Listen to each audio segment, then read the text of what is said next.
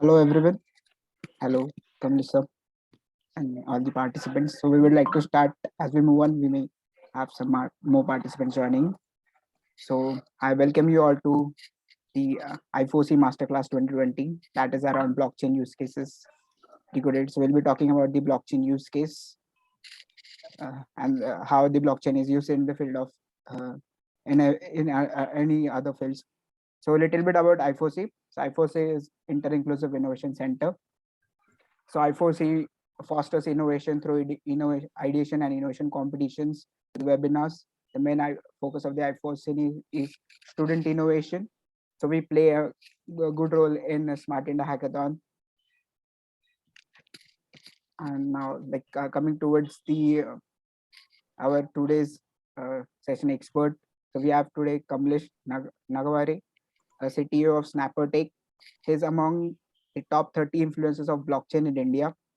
He is a Hyperledger India Co-Chair and member of Hyperledger Technical Steering Committee.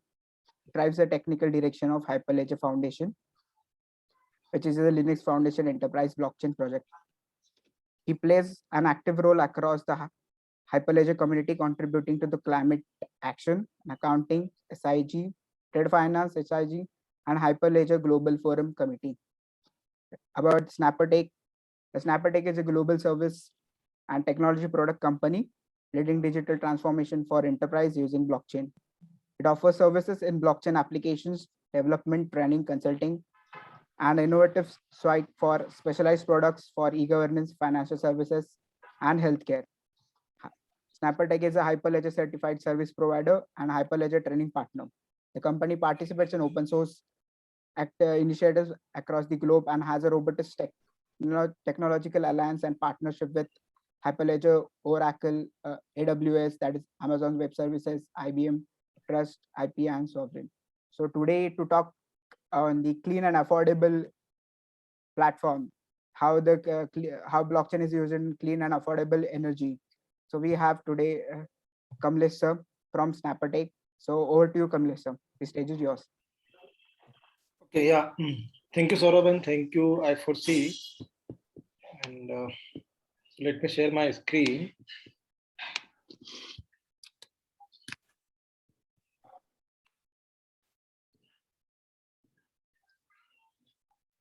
So, as I know, I think audience mainly the students. So, I will talk basics only and how blockchain is being used in the affordable and clean energy. So, okay.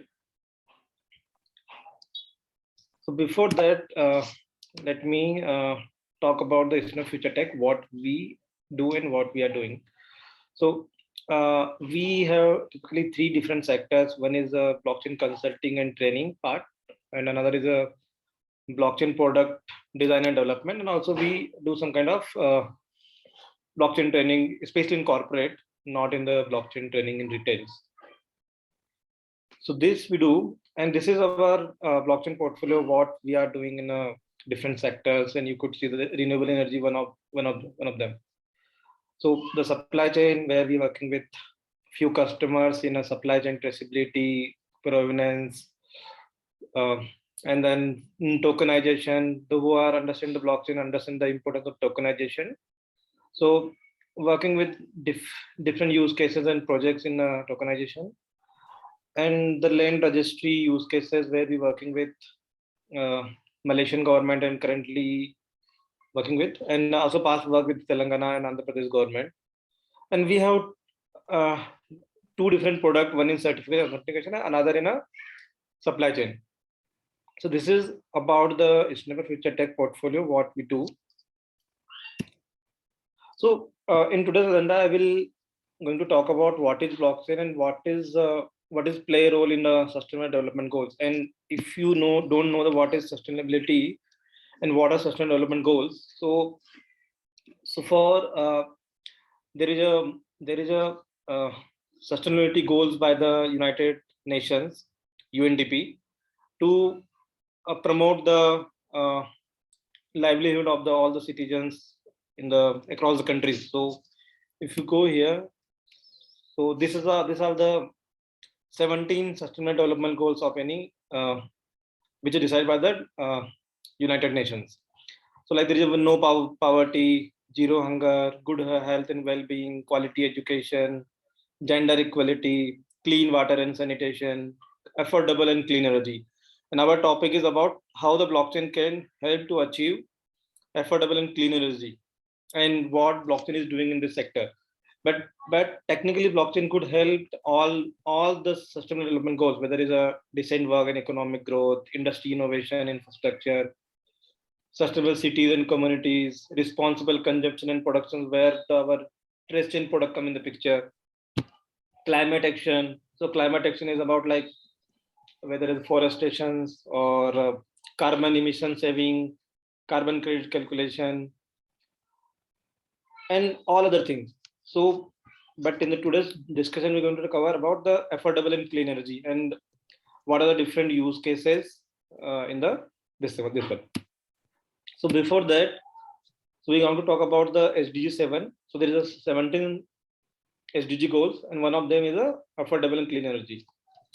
So what are the different use cases could be applied, and then what is the benefit in the energy sector? The energy sector is a SDG 7 goal, and we just not about the talk about the use cases, but what actually is happening in the industry. What are the different companies doing in the blockchain project and blockchain use cases in the industry, and what we are doing. So as a estimate future tech, what we are doing in the energy sector. So first, I think the who don't know about the blockchain is a immutable time-stamp series record of a data that is distributed and managed by a cluster of computers. So if you know the computer science, and like we heard about the linked list data structure, where every record is being appended to the previous record. That is typically linked list, and this is typically the blockchain. So blockchain is a kind of time-stamp series of record. The data which is can't be deleted by someone or can't be updated by someone. If you want to add something, you can add it. You can't delete it, and you can't update it. You only can append the new data to the existing record. And blockchain provide all these 5 characteristics. One is the security, single source of truth, because when you update it, nobody can delete it. Nobody can update the information. Only new record can be appended to the existing data. Transparency. So whatever you are updating is transparent to everyone, because blockchain is a network of different computers on different servers. And trust. So all this feature is a transparent, is a single source of truth, security, is provide the trust in the system. And now how all this is being used in the climate energy and the renewable energy sector. So simply, so if you see the definition, like blockchain technology is an efficient way of allocating generation asset to a specific point of consumption, and can even be used to establish a hierarchy of priorities when it comes to sources of origin. Means you can identify and trace the origin of the every record on whatever the transaction being happen on any kind of whether it's supply chain, whether it's record keeping, whether it's some kind of information. Like for example, if you recently heard about the IIT Kanpur is started using blockchain to issue the degree certificates on the blockchain based system, because maybe you heard about like there are lots of fake news, like there are fake degrees are available, anybody can tamper your degree certificate, or maybe there are fake universities are being run. So all this could be this thing. Now how the blockchain is playing role here. So in the renewable energy sector, so for the correct recording of emissions and creating a carbon credit is very important to have the correct data and trusted data available in your system, and blockchain can play that role to record the correct information and create the traceability of the data, like whatever the emissions you have recorded is correct. So like simply I will talk about the example. For example, there is one renewable energy, we can say solar energy project in Maharashtra, maybe nearby Mumbai, is running. And now that project claims they are saving maybe 100 metric tons CO2. So how the United Nations or maybe regulator or the research bodies or maybe regulator who issue the tokens, who issue the carbon credit, can verify the authenticity of this carbon saving. So for that, for example, if they record all their data, like how they are saving the 100 metric ton CO2 via this project, if this is recorded on a blockchain, all the relevant participants, whether regulator, whether gold standard, whether Indian ministry is part of this system, they can easily verify what is written in the database is correct, because it is on blockchain, and the authority don't have any kind of option to update it or delete it. So this way is provide a trust. And not just the affordable and clean energy can play a role of blockchain, but other sectors, like if you see the smart sustainable cities, responsible consumption and production. So like for example, in 12th number of SDG, United Nations mandate, like whatever you are producing, you should recycle it. Like for example, suppose there are Pepsi or Coca-Cola maybe produce millions of bottles every year.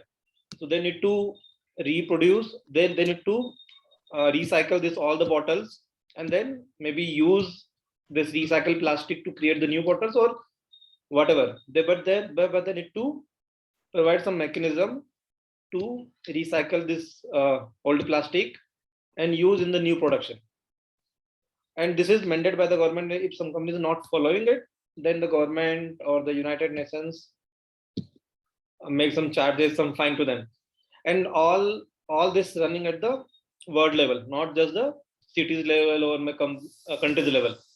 Like World Economic Forum, United Nations mandate to countries mandate to their states mandate to their regular their state bodies, maybe district collectors and district bodies, and then they mandate to their industries and the people or maybe municipal corporation. So all this run via the, and what is all target to, like maybe you heard about like net zero, carbon free nations, carbon free economy, carbon free country. Like maybe you heard about like nowadays we have electric vehicles or electric car, and using lots of batteries in the processes or everything. So the purpose is to reduce the carbon emission, because, and why carbon emission reducing? Because carbon, maybe you also heard like, the carbon emission is a CO2, and CO2 is kind of impact the climate. Climate action means like maybe kind of melting a glacier, or maybe unnecessary rain, or whatever that impact the climate. That is all about. And all these goals and different goals to kind of make some kind of sustainability in the economy. And there are a number of goals. And now this number 7, like suppose this is about the topic today, the affordable and clean energy.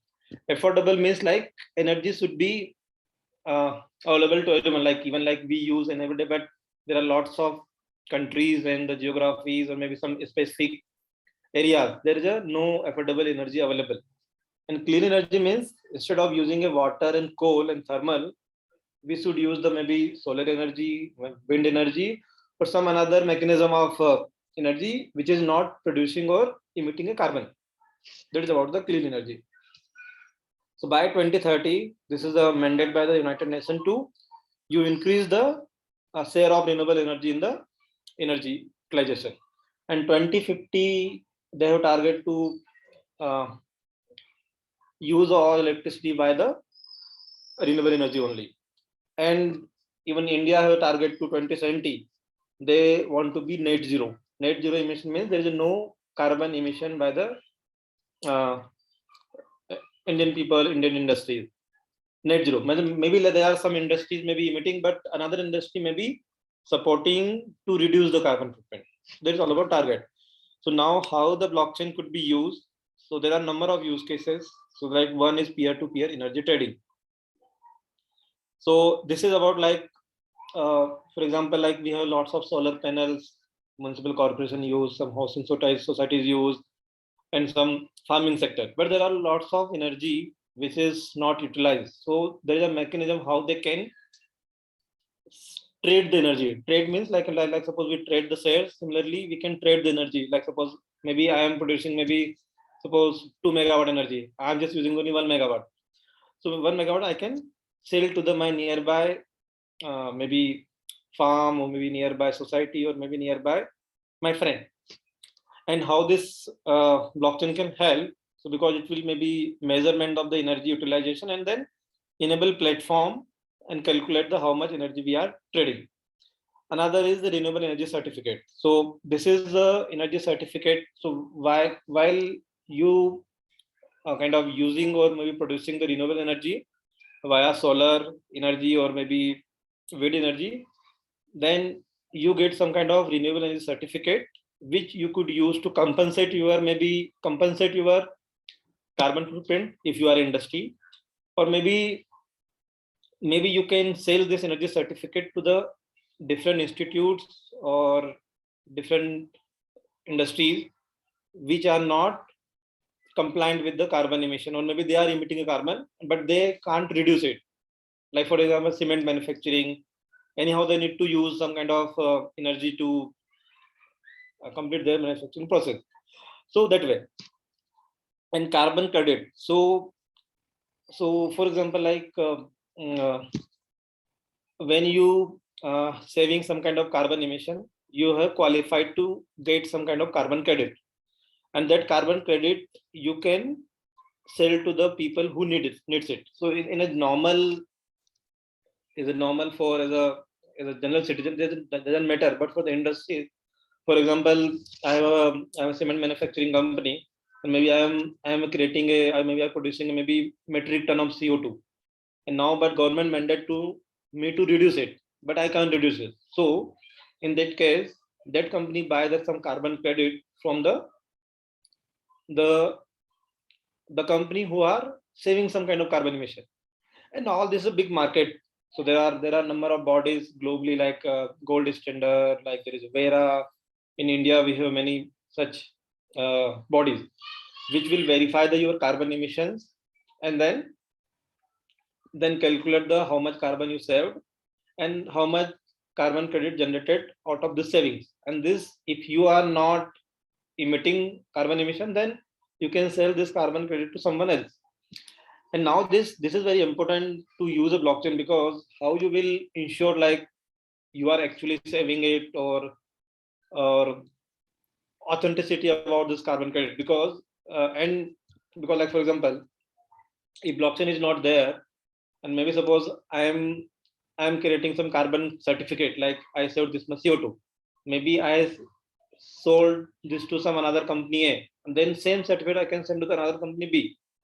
And this way, technically we are not reducing the carbon actually, because there is no measurement, because the same carbon emission certificate I'm sending to the other three organizations, and now they are claiming they saved this much carbon footprint, maybe they are net during their emissions. So there are lots of frauds and discrepancy in the carbon measurement. And if the United Nations and the World Economic Forum mandating to use and reduce the carbon footprint, and if there is no proper measurement, then this is not the genuine data is available. And then wholesale energy distribution. So currently, like so for example, suppose there is some kind of renewable energy plant in Maharashtra, and now they are generating some excessive energy. So there could be some properly smart meters or energy distribution software can be deployed with blockchain to track and trade the proper energy distribution across the users, whether the smart grids or whether users. And why all with this need? So main thing to kind of bring the efficiency to the processes, or measurement of the actual carbon emission and the carbon credits. Tokenization of energy. So this is same to the carbon credits issue, same only. And now this climate finance. So now there are many bodies and big corporates have the special fund, even government like United Nations or maybe World Economic Forum, WTO, and there are many such bodies have some specific fund to invest, or they encouraged to invest in the companies who are producer of green energy, or they are following the climate friendly processes, maybe whether they are reducing energy utilization, whether they are saving a carbon footprint. So all this investment direct to those companies, those startups, and those initiatives.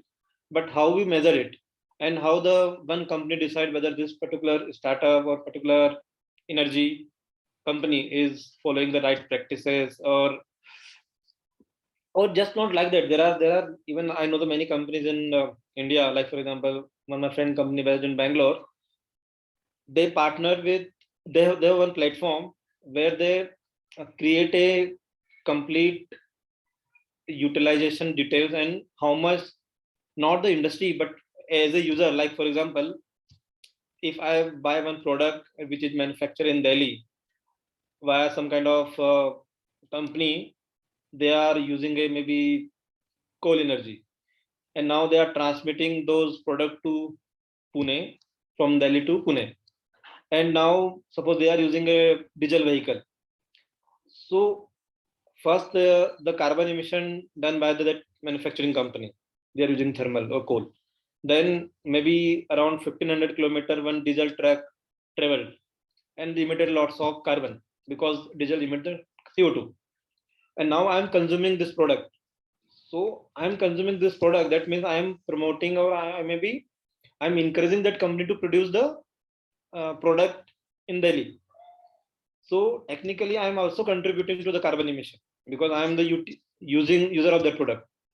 So there are many guidelines started by the companies, or maybe proper standard to, even as a user, how much I am end up contributing to the carbon emission. Like for example, suppose maybe I'm driving a petrol vehicle from 10 years. So in 10 years, how many petrol I consumed and how many CO2 I emitted. So all this is a kind of contribution to the climate, and all this is related to the your carbon footprint. And that's why you maybe heard there are many talks about government. They want to enable the environment friendly, climate friendly, electrical vehicles, everything. There's the motto only, because they need to report to the United Nations. Maybe they follow the Paris Agreement. So like Paris Agreement suggests like 2030 you need to reduce your 50% carbon emit as a country. Similar, maybe 2050 you need to reduce to your net zero, means you are not producing any carbon. And okay, any question? Yeah. So these are different use cases, and how the blockchain could help it. So like there's a reduced cost, environment sustainability, increased transparency for stakeholders while not compromising privacy, decentralization, and programmability. That means the last point is about the kind of, you could program, or you could maybe have a tokenization of the particular energy certificate, which could be tracked and transferable to the other people. Okay, is there any question? Because I know talking about that much level about the United Nations World Economic Forum is complex to understand, and as a user we don't care how much CO2 we are emitting. So any question? Not. So let me continue then. So these are some companies. They are having some kind of blockchain based platform in the renewable energy or energy sector. So there is one company, Hyperledger, which is Australia-based company, and they have power to power energy trading. The first use case, which this thing, and they also working with the Uttar Pradesh government. So it's not like that. As a user, we're not aware, but they're working with the Uttar Pradesh government to P2P trading of the solar energy. And then Mitsubishi, there's an electric corporation. So they are using the technology to building a P2P energy trading platform the similar way. And this is Lumines. So actually it was our customer. So this is a Europe-based company. They have their smart grids and all the setup in India, and they are providing a affordable, like we talk about the affordable energy. So they are implemented this project in rural India and onboarded all the rural community to use the solar energy, and then calculating the carbon footprint as a user, how much they are saving, and then creating a token, carbon credit certificate, and then it could be tradable on the secondary market. Secondary market might like how we trade and buy or sell our share market in the share market, similar way. And this is a V Power. This is another company. Is based in Estonia. They have a similar kind of implementation. And there's one company, this one. And this Energy Web Foundation is a marketplace in Central America for the energy applications. So there are many things, and not just this thing. There could be like suppose recently heard about the this BIS, the banking of international settlement, using blockchain in for the issuing a green bonds. Green bond means the companies who are having some kind of renewable energy or clean energy projects and products, and how to tokenize them. So this is all about the energy usage, and energy is come under the SDG 7 goals. So till that, any question, or maybe we can have some interaction, even some question, because my presentation could be ended in just 5-10 minutes. Any question to anyone in general about the blockchain, or in general about the feasibility of the use case here? Yeah, participants can unmute themselves and ask the questions.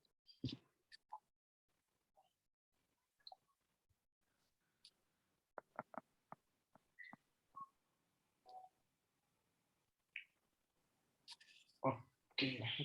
So one question to everyone: do you understand the importance of the climate action, carbon emission, and carbon? These two terms.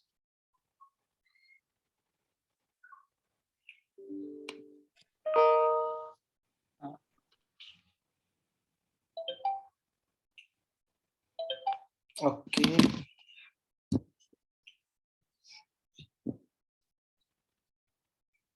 I have a question. Like you mentioned about the recycling of bottles. Like the companies are who manufacture the bottles, they are made mandatory to recycle the bottles. So are they like looking forward to track like from after the manufacture is done, then at what the consumer is doing with the bottles, or where once the bottle has been used, like is it going in the water or it is going in the trash? Correct. That been tracked by the companies through the blockchain. So track by the company, like let me give you an example. Like there are many initiatives at the World Economic Forum and the United Nations. Like if you heard about the Circulate Fund, so there is a Circulate Fund who invest only in the companies who are doing some kind of recycling process, whether they are whether the whether the e-waste, whether it is a plastic recycle, whether it batteries. Because like for example, if we are using all the mobile phones and laptops and everything, at the end it will some kind of end of life. We throw it. What happened to that thing? Maybe it's polluting the environment. If all the plastics and plastic bottle goes to the sea, it will impacting the environment, or maybe all the hazard to the sea. And similarly, everything about the earth, about the sea, and kind of contributing some kind of carbon emissions. So, okay, some question. Okay. Yeah. Okay. Shall I read it out? Like any? No, I just read it. Any information regarding how Indian government is progressing for it?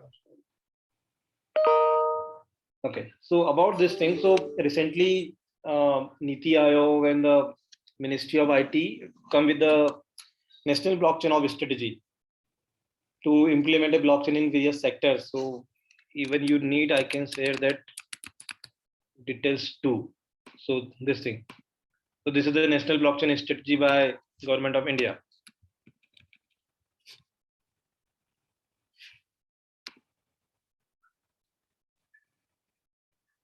And this is recently launched last month only. So there are a number of use cases, and maybe I think more than 40 page, 50 page document.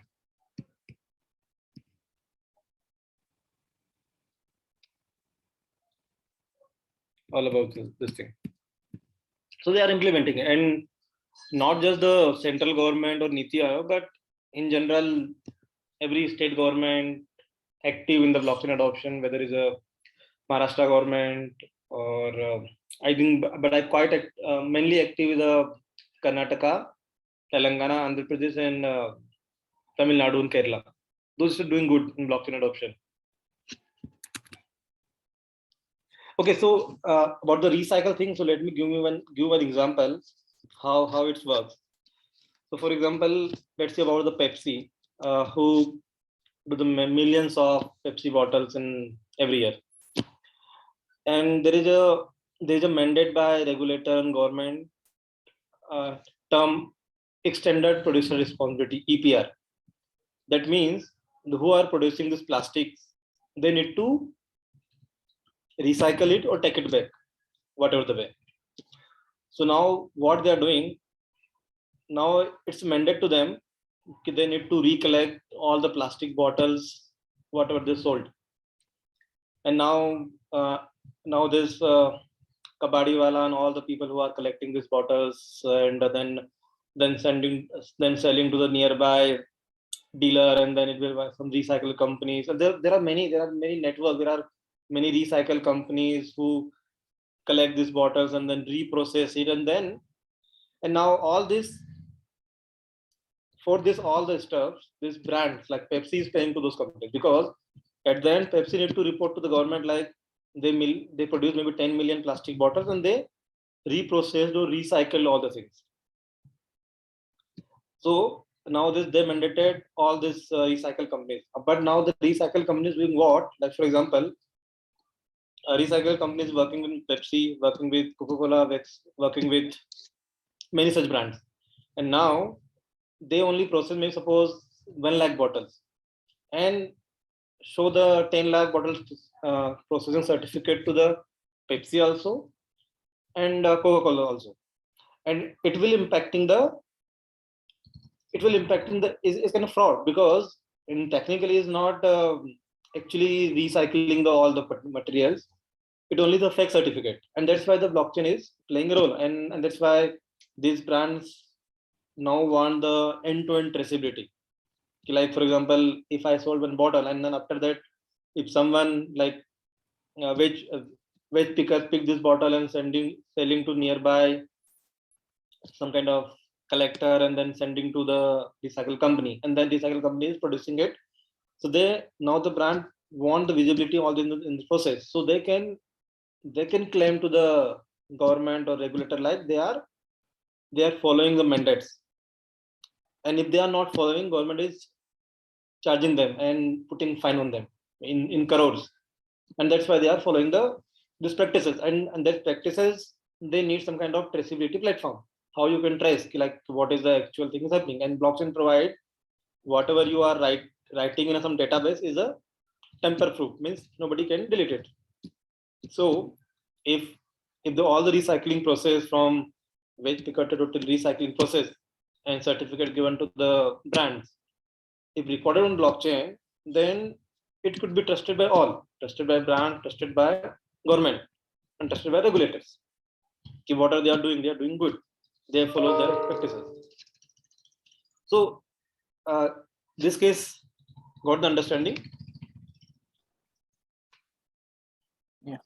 And similar thing for the everything, whether it's a renewable, like for example, suppose I set up one solar plant in Maharashtra, maybe only 1 megawatt, but I'm claiming I'm generating maybe 100 megawatt and getting some kind of carbon certificate and then selling to market, and then I sold to some company, and some company maybe claiming like they have this certificate and get some rebate on the energy carbon emission. But this is fake.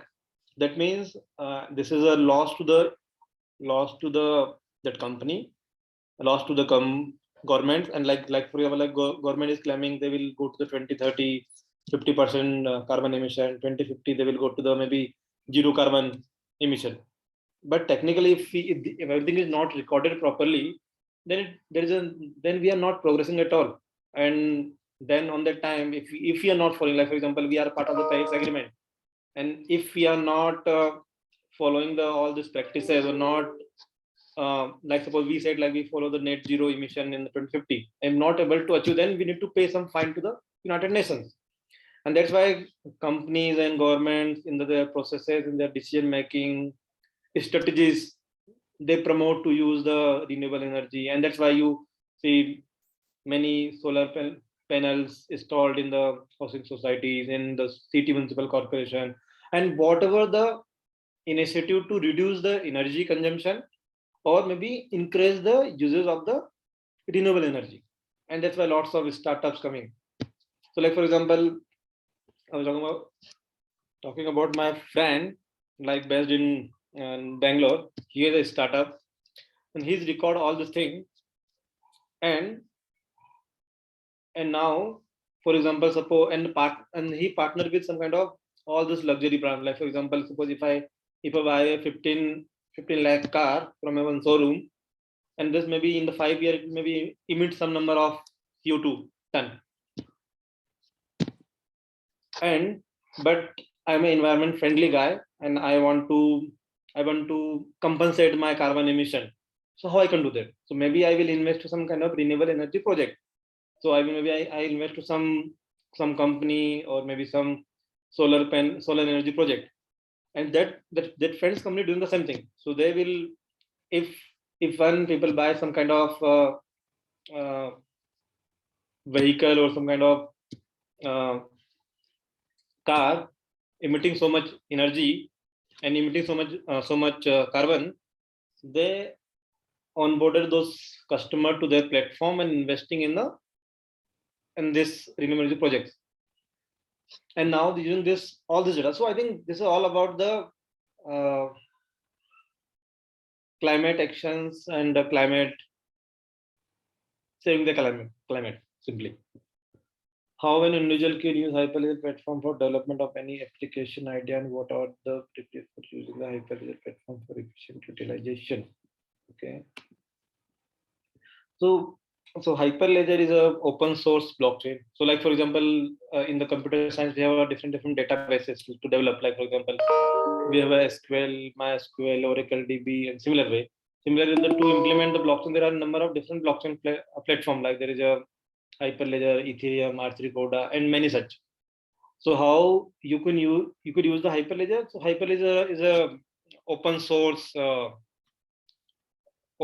blockchain framework. Anybody can just install it and use it and develop it. And there are properly getting started guide available on the Hyperledger website. And there's a there's a community to talk to the people.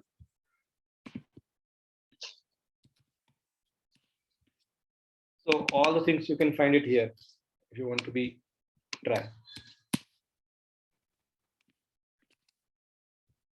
Okay, so let me talk about what we are doing. So recently we did one of the project with one of the customer, and we are doing the two things there. One is recording their carbon emission. So there are all the smart meters and smart meters and solar microgrid, who are a kind of producer of the renewable energy. So we are recording all the users existing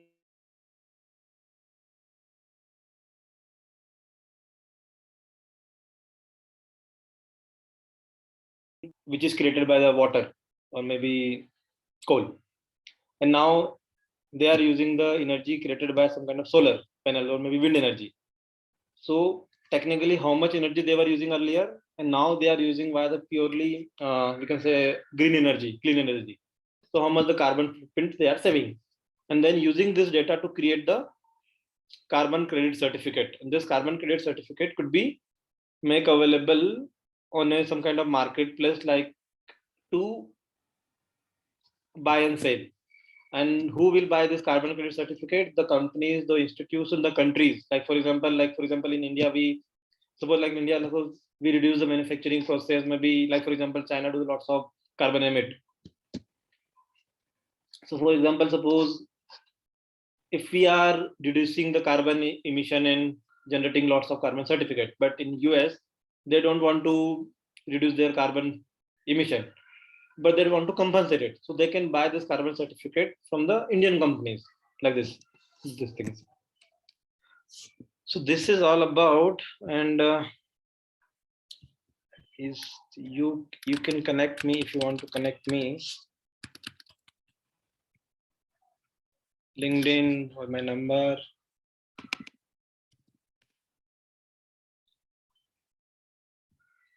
So Saurabh, any question from anyone? Yeah, we can have the questions. Yeah. So till that, I will share my profile if someone want to connect, or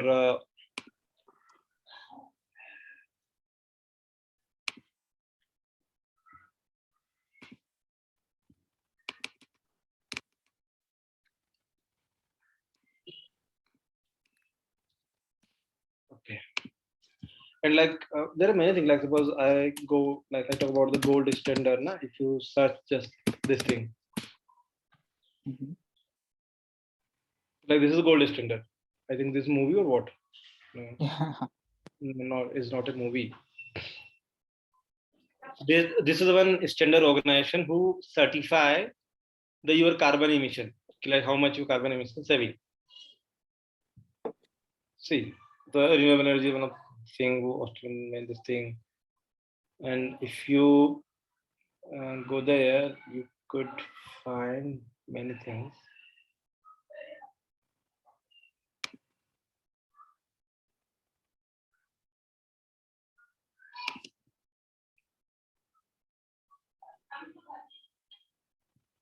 This thing, and you see the value of a carbon. Like for example, if you're saving a one metric ton of carbon, then you could get certificate in $23 in market. So for example, suppose you have a big farmland, or suppose if you have one big society, and if you are completely using all the solar energy, and maybe you're generating maybe suppose 1,000 metric ton of CO2 saving, then you could maybe sell it. So there are different, like for example, if you're using biomass power project, you qualified to this much energy certificate value. For suppose if you're using some this thing renewable energy project in Brazil, this much cost, and similar kind of thing. And like suppose this is some plants in India.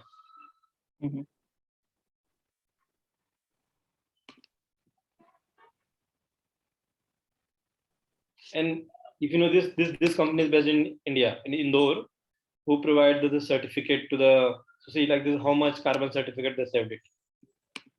Okay. Annually this much, for example, annually this much, and the one carbon certificate around $10, for example. So there's so much big money. Yeah. And that's why, and suppose you see all this development goes here. So this is a big market. What is your opinion in the adoption of blockchain P2P distributed company by the formal institution? What do you mean by formal institutions?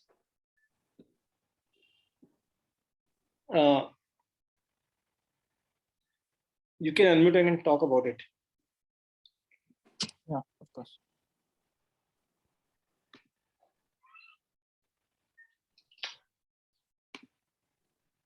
Government, bank, authorities, such. Yeah, okay. So definitely, I think as a early mover in blockchain company, we are doing lots of stuff with all things. Like because we're working with payment industry companies. I can't name because this is kind of strong NDA and meeting is recorded. And the governments, we are working with we can say Haryana government and working with Maharashtra government and talking to other state government too. And as a snapper, we part of a Ministry of IT and Telecommunication, which is called MIT. And we are working with them for this certificate authentication and the other blockchain implementation in the government services. So there's a strong adoption in the all this sector, and not just the government sector. It could be like, suppose even blockchain could be applied to renewable energy sector or the climate action with the plastic recycle. Like for example, we are working with one of the customer where we are tracking the traceability of the plastic recycle, and this is we are doing in India. Who care about the plastic recycle, right? But their company is working in blockchain, and we are building the platform for them. And maybe if you heard about the CBDC tokenization, CBDC, there are lots of projects. All the different governments, different central government, central banks are doing it, like Bank of England and Bank of Singapore, Bank of Cambodia. They all have a completely, like for example, currently we have all this UPI payment. Similarly, there's a simply completely there. I think in the future, maybe down the line 5 to 10 years, there is no physical currency at all. Everything will be on a digitized CBDC currencies. Okay.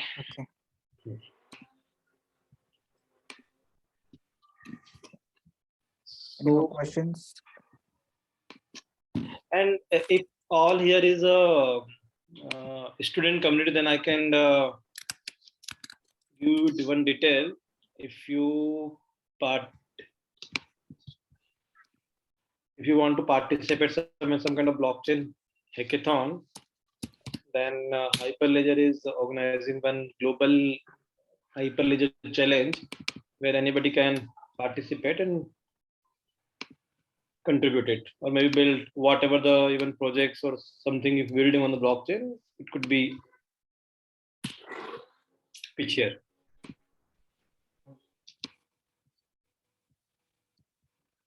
This is for the additional information. Okay. And that will be that must be a good platform to taste the blockchain technology and look for what good comes out. That.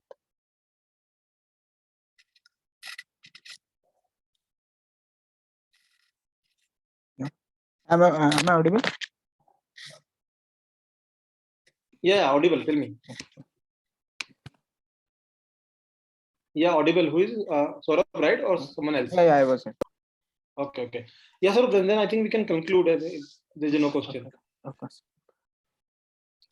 So I would like to thank you, Kamlesh sir, for giving such wonderful and insightful session on the blockchain use case, this affordable and clean energy, and telling us about how can we reduce the carbon footprint and how companies are working towards recycling of bottles and tracing them, how to take them back to recycle.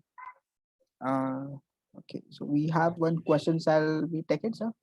Okay, I'm not wrong. Based on digital security. Okay, just 1 minute. What is the question? It's about the base of decentralized security is through distributed computation. Yeah, right. So distributed computation and also using all this cryptography, right? In engineering, maybe we read about the public-private key and this encryption, decryption, symmetric and asymmetric encryption. So all this is used with the blockchain. So blockchain is a word is new, but all the previous technology, whether the distributed computing or the cryptography, all is part of the blockchain system. And all this combination is actually called blockchain. Yeah. Thank you, sir. If there is a centralized authority, so yeah, you are right. If centralized authority can issue that certificate and token, then it will contradict the original purpose. But I think everything can't be decentralized. Like for example, suppose land registry or maybe RBI can't put every detail on some kind of public blockchain, right? For that, some kind of control should be by the central authorities, and that's why this private blockchain or some kind of enterprise blockchain come in the picture. So the information which can be put on a public domain could be public blockchain where there is complete decentralized needed, and there are some kind of other use cases where the some kind of authorization also needed. Like suppose if RBI want to put everything on a blockchain, they're not going to put on some kind of public or Ethereum blockchain where everybody can see what is happening.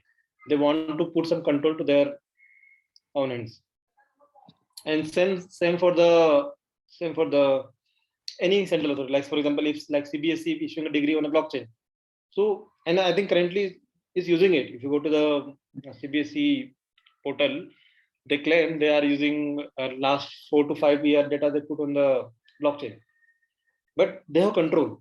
Like NIC centers are having a blockchain node running in different cities. The purpose of blockchain is just not just the decentralization, but is all other factors too, about the security, about the privacy, about the trust, transparency, not just the decentralization. Decentralization is one part of it. Maybe some use case need the decentralization, maybe some use case need the trust and some transparencies. It depends on the use case to use case basis. Okay, yes, I think we can wrap up. I have some another meeting after some time. Sure. Thank you, sir. Thank you very much for this session. And we will look forward to have you once again for more such sessions. Okay, Yeah. bye. Thank you. Thank you, everyone.